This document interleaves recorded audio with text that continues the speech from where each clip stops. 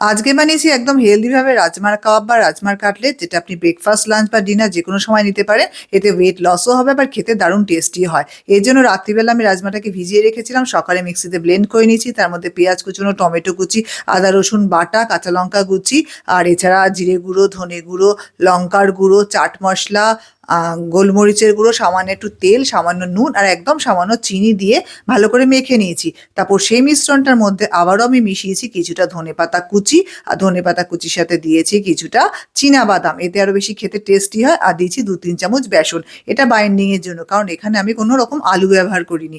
এবার হাতে সামান্য তেল লাগিয়ে ছোট ছোট বলের আকারে কেটে নিই, তারপর চ্যাপটা চ্যাপটা করে সেটাকে কাবাবের শেপ দিয়েছি।